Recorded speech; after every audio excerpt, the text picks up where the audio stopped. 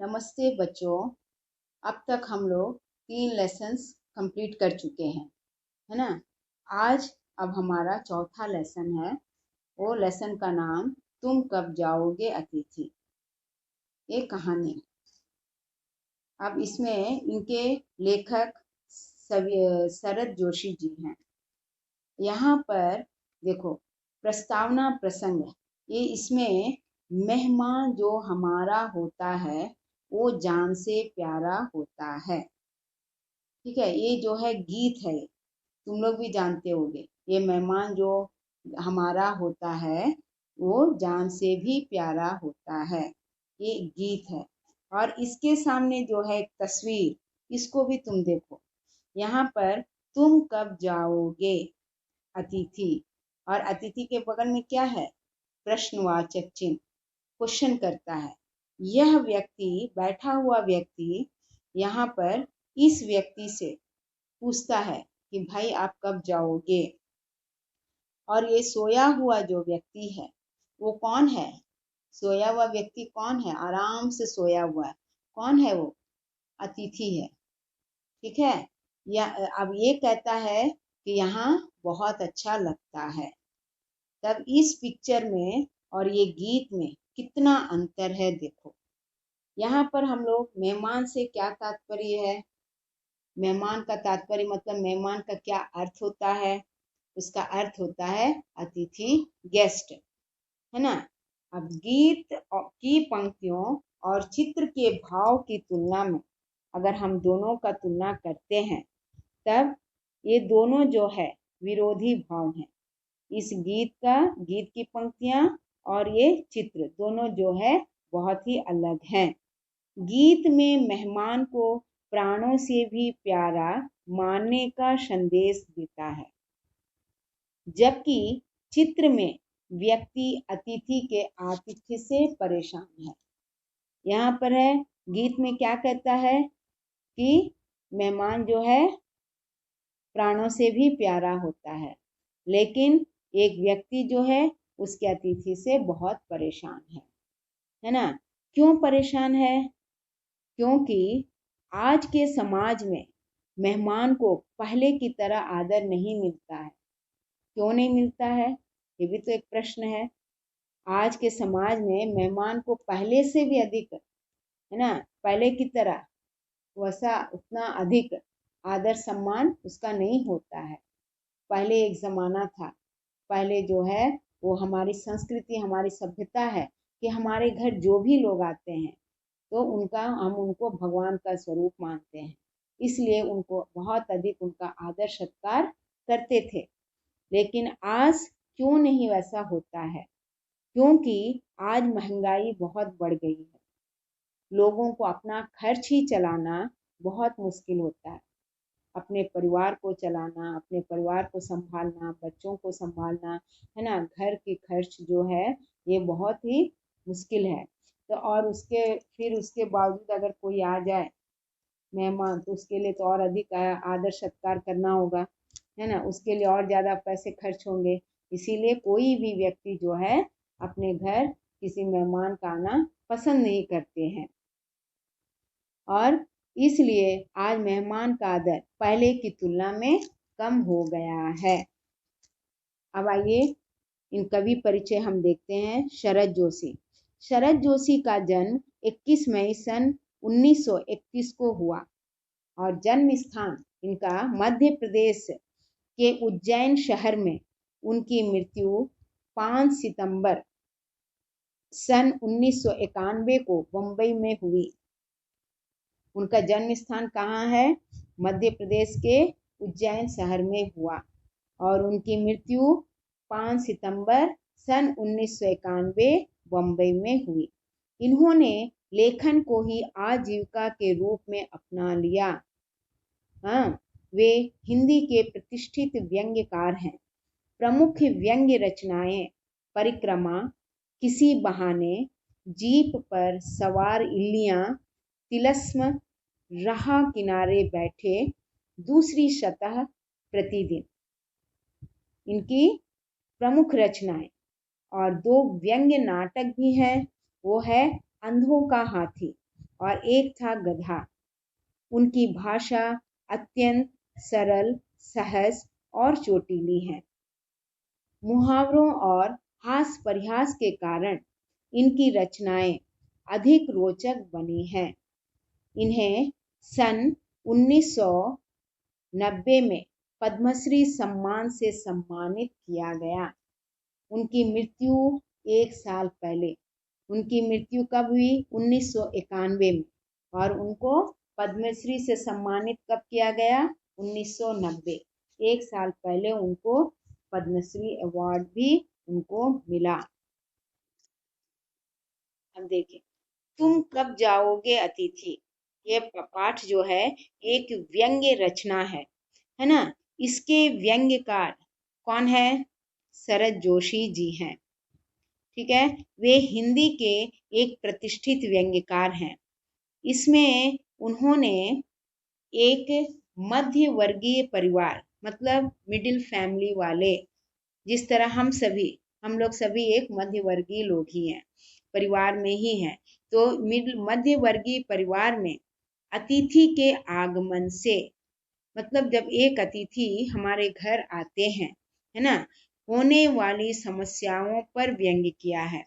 हमारे परिवार में अगर कोई मेहमान आ जाए तो हमें हम पर कितना कैसा प्रभाव पड़ता है ना, हमारे ऊपर क्या प्रभाव पड़ता है, उनके बारे में, उस विषय में उन्होंने यहाँ पर समझाया है। उस विषय के बारे में समझाए हैं कि बहुत हाई स्टैंडर्ड वाले लोग, बहुत अमीर वाले, बहुत रिच फैमिली में जितने भी लोग आए, खाए पिए चले गए, उनको उस पर कोई प्रभाव नहीं पड़ता, है ना।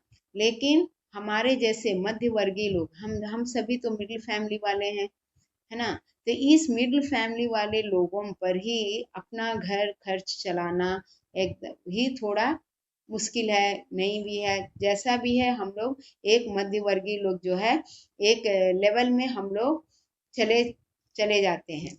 लेकिन इसी पर अगर कोई, इस पर ही अगर कोई व्यक्ति आ जाए, कोई मेहमान आ जाए, तो उनके लिए हम पर क्या प्रभाव पड़ता है। अब उनका बहुत अधिक आदर सत्कार करना तो जरूरी है, उसके लिए पैसे बहुत अधिक खर्च होंगे। अब वो जितना दिन रहेंगे करना ही है, नहीं करेंगे अच्छा नहीं है। तो इस तरह, तो अब इस पर हम जैसे लोगों पर इसका क्या असर होता है, उन्होंने वे समझाए हैं। आज की महंगाई में अतिथि देवो भव, हम पहले बोले ना, हमारी संस्कृति क्या है, हमारे घर जो मेहमान आते हैं उनको भगवान का रूप मानते हैं। वहीं पर आज की ये महंगाई जो है इतना है, इसमें अगर हम अतिथि देवो भव, अगर जैसा हम अगर मानेंगे, है ना, तो भगवान का रूप है अगर मानेंगे, तो जैसे नैतिक मूल्यों का निर्वाह कितना दूभर है, मतलब इस तरह जैसे हम समझेंगे तो हमारे लिए कितना मुश्किल है। इसका प्रभावी एवं रोचक चित्रण इस व्यंग्य में किया गया है। तो कितना मुश्किल होता है हमारे जैसे लोगों पर, है ना, मेहमान का आने पर हम पर कितना मुश्किल होता है हम लोगों के लिए। इस चीज के लिए उन्होंने इस चीज पर उन्होंने एक व्यंग्य किया और इसी विषय में उन्होंने कहा है। लेखक के घर एक अतिथि आता है। अब देखिए, लेखक के घर जो है एक अतिथि आता है। लेखक उसकी आव भगत बड़े ही अच्छे से करते हैं। आव भगत मतलब आदर सत्कार, उनका आना, उनका रेस्पेक्ट, उनका स्वागत करना, है ना, बहुत अच्छे से करते हैं। लेकिन वह मेहमान जाने का नाम ही नहीं लेता है। वे अब बहुत आने वाले लोगों का हर कोई स्वागत करता है, अच्छे से स्वागत किया उन्होंने। उनकी पत्नी, लेखक की पत्नी, है ना, वो भी बहुत अच्छा स्वागत करती है। अब ये जो है इतना ज़्यादा उन्होंने स्वागत किया और इतना अच्छा आदर सत्कार किया, है ना, कि वे अब वो मेहमान जो है जाने का नाम ही नहीं लेता। 4 दिन बीत जाते हैं, वो मेहमान जो है अतिथि घर में बैठा हुआ है, उसके जाने की कोई संभावना दिखाई नहीं देती, वह जाना ही नहीं चाहता, वो बैठा हुआ है आराम से अच्छे से। तब लेखक उसके आगमन व रहने संबंधी विषयों को याद करते हुए अपने व्यंग्य विचार लिखते हैं।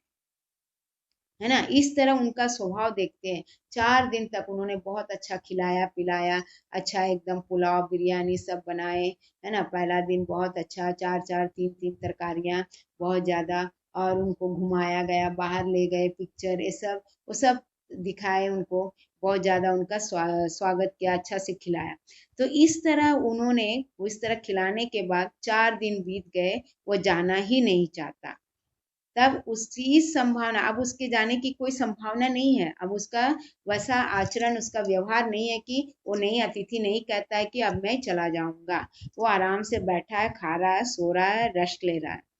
तब लेखक उसके आगमन और उसके संबंधी विषयों को इस तरह उनका साथ, उनके संबंध, उनके साथ बैठकर बातें करना, चर्चा करना, उनको घुमाना, उनको खिलाना, इस तरह वो सभी को याद करते हुए एक व्यंग करते हैं। वे कहते हैं कि हे अतिथि, तुम कब जाओगे। इसलिए उन्होंने यह प्रश्न किया। इस तरह उन्होंने 4 दिन तक उनको संभाला, उसको खिलाया पिलाया, फिर भी वे कुछ नहीं कहता लेखक, अतिथि। तब वो लेखक कहते हैं कि हे अतिथि, तुम कब जाओगे। अगर तुम्हें हिसाब लगाना आता है तो यह चौथा दिन है। ये कौन पूछता है? कौन पूछता? लेखक पूछता। किससे? अतिथि से। अगर तुम हिसाब लगाए हो, तुम कब आए हो और अब आज तक कितना दिन हुआ है। चांद पर पहुंचने वाले अंतरिक्ष यात्री भी वहां इतने दिन नहीं रुके। कितना व्यंग्य है, मजाक, कितने अच्छे सेंटेंस उन्होंने कहा कि चांद पर जो गए, इतने मुश्किलों से, इतने मुश्किल से, उतने करोड़ों रुपए खर्च करके वो चांद पर जो गए, है ना, तो वहां पर जाने वाले लोग भी जो है 4 दिन तक नहीं ठहरे, और तुम जो है मेरे घर में 4 दिन तक ठहर गए हो। तुम मेरी काफी मिट्टी खोद चुके, है ना, काफी मिट्टी खोद चुके, बहुत तुमने मेरा पैसा खर्च कर लिया, है ना, मेरा बहुत ज्यादा खर्च हुआ। अब तुम लौट जाओ अतिथि। इस तरह कहते हैं, है ना। इस प्रकार लेखक अपने द्वारा दिए आतिथ्य का प्रतिदिन याद करता है। उस अतिथि का आदर इतना ज्यादा उन्होंने किया, उनका इतना अधिक सम्मान किया, वे प्रतिदिन वो कहते हुए उनको याद करते हैं। उन दिनों के बारे में बताते हुए भी अतिथि के जाने की कामना करता है। वो सभी बातें वो कहता है, इधर की बातें उधर की बातें, इस तरह ये बातें सभी, इस तरह ऐसी बातें वो इनडायरेक्टली कहते हैं कि अतिथि समझ जाएगा और वो चला जाएगा। लेकिन वह कहता है, उस दिन जब तुम आए थे, अंदर ही अंदर कहीं मेरा बटुआ कांप गया, है ना। वो कहते हैं, लेखक कहते हैं, जब तुम आए मेरा बटुआ कांप गया, मतलब मेरे बटुए में, मेरे पर्स में पैसे नहीं हैं, इनका इसका मतलब है। इसके बावजूद लेखक अधिक अतिथि जल्दी चला जाएगा। तो ये लेखक क्या सोचते हैं कि ठीक है, सोचकर अच्छी मेहमानवाजी भी करता है। लेखक क्या सोचता है कि चलो, बहुत अच्छा, ये तो चले जाएंगे, तुरंत ही चले जाएंगे।